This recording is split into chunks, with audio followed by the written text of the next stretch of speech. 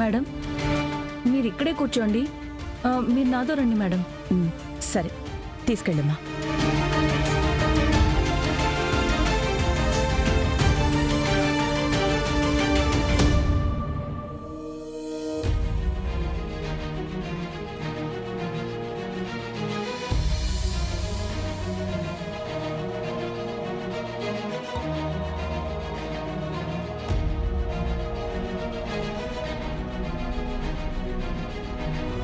Madam మీరు ఇక్కడే కూర్చోండి, రిపోర్ట్స్ రాగానే డాక్టర్ దగ్గరికి పంపించి మిమ్మల్ని పిలుస్తాను.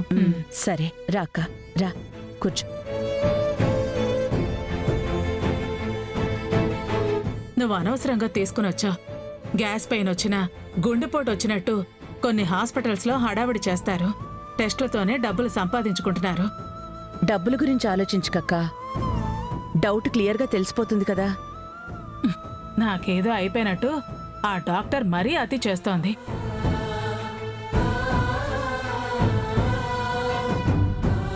మేడం రిపోర్ట్స్ వచ్చాయి.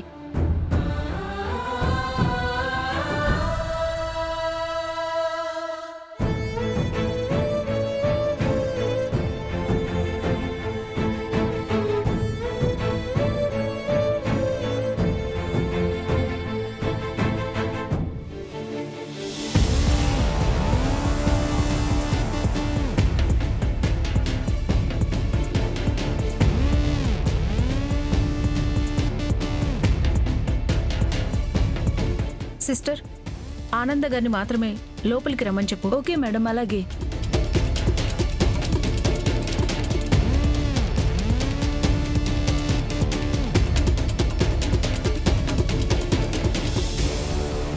మేడం మిమ్మల్ని డాక్టర్ గారు పిలుస్తున్నారు, మీరు మాత్రమే రండి. ఎందుకలా? నేను వస్తాను. అక్క నువ్వాగు, ఏంటో తెలుసుకుని వస్తాను.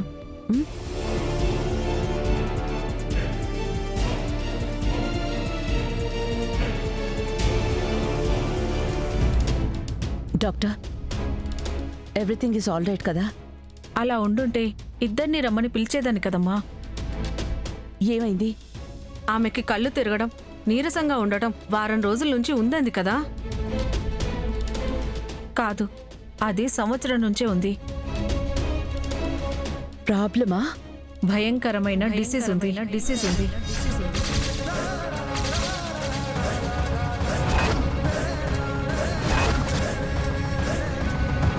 నాకేదో పెద్ద జబ్బు ఉన్నట్టు రహస్యంగా పిలిపించుకుని మాట్లాడుతోంది.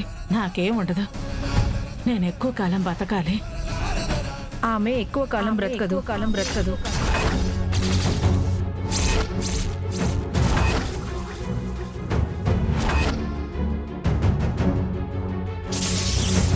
ఎందుకంటే నేను నా మనవణ్ణి మనవరాల్ని ఎత్తుకుని ఆడించాలి.